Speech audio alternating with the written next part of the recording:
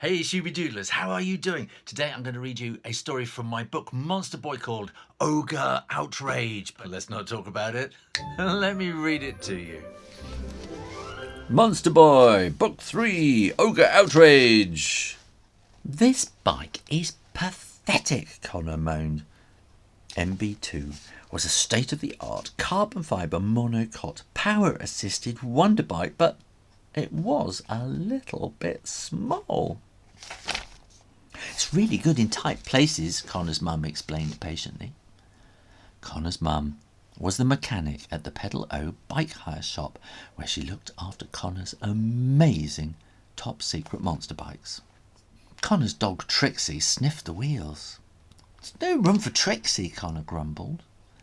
Mum pulled open the hatch at the back. "Yes, there is."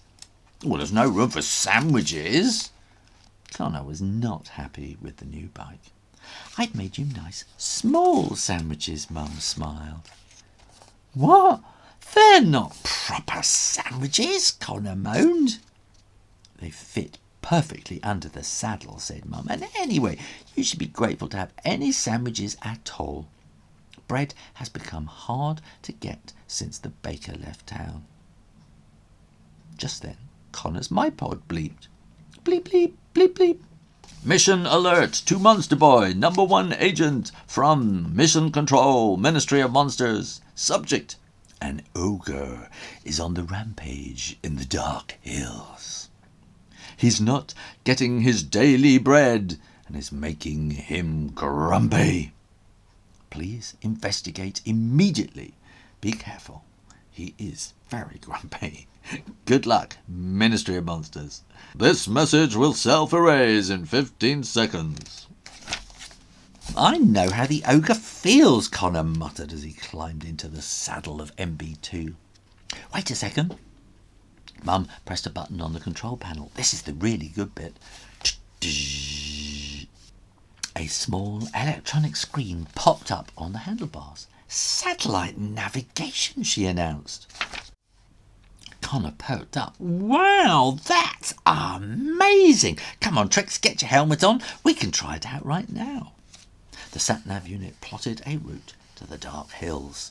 Bing! "Mission alert, MyPod info. The Dark Hills." The Dark Hills were the site of ancient iron mining over 1,000 years ago.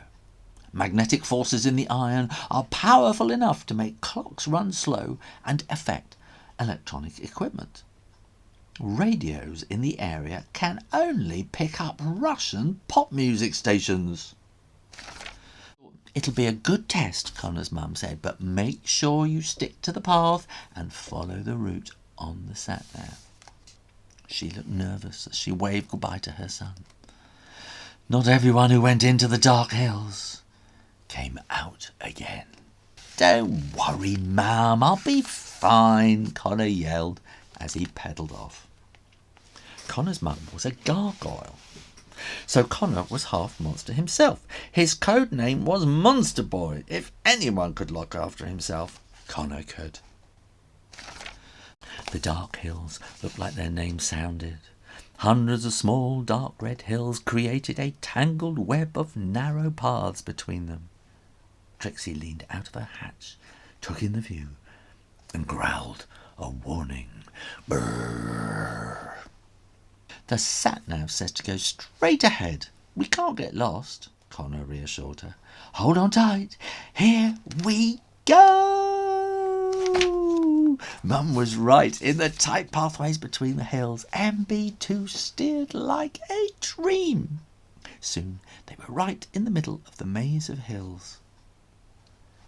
"Haven't we passed that tree before?" Connor wondered. A minute later he skidded to a halt. "That's the third time we've passed that tree," Connor said as he tapped the sat-nav. The map swung round on the screen and pointed in a different direction.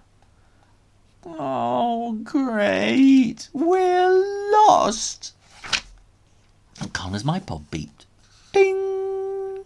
At least that was working. "It's a message from Dad," said Connor. Connor's dad was Gary O'Goyle, the world-famous mountain bike champion. He always sent messages at the most unhelpful times. "Hi, son. I'm having a great time at the All-Ireland Mountain Bike Challenge. It's great to be back home, staying with your granny. She sends her love. And here's a picture of us having a picnic. Lots of love, Dad." They've got nice big sandwiches.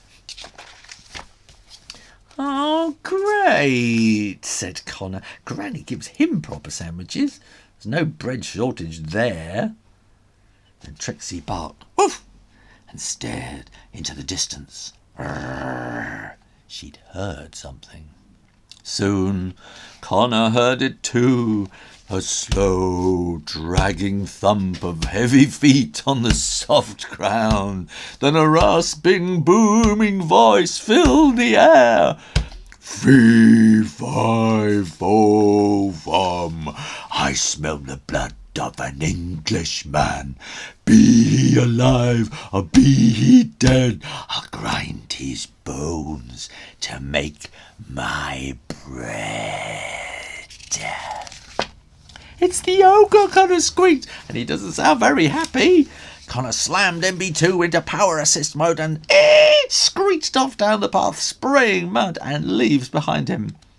Connor felt the thud of heavy footsteps through the ultralight carbon fibre bike frame. The sat-nav map swung round in manic circles. It was useless. Connor had no idea which way to go. The ogre loomed out of nowhere, blocking the path. "He was behind me a second ago," Connor thought as he slammed the bike into a half-brake skid. And however scared he was, Connor couldn't help but be impressed with the way the bike handled. This gives you more information about MB2. The small carbon fibre body of MB2 works best in narrow and twisty environments. It has pop-up satellite navigation. Backpack suitable for small dog and very small sandwiches. Ultra-lightweight titanium wheels. Ultra-lightweight carbon fibre body. And the MB2 sat-nav, or GPS, shows the current location by using up to 7 orbiting satellites. But it can be confused by strong magnetic forces. Uh-oh. The ogre waved a large knobbly club above his large knobbly head. His teeth were broken and green with scum. Stiff, bristly hairs poked out of his ears, and his nostrils flared in his piggy-like snout. He wasn't the prettiest ogre that Connor had ever seen, but he was probably the angriest.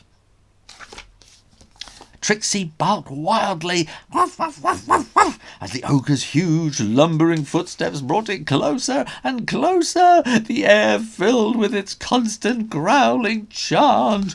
"Fee, fi, fo, fum. I smell the blood of an Englishman. Be he alive or be he dead, I'll grind his bones to make my bread." Connor shifted into 15th gear.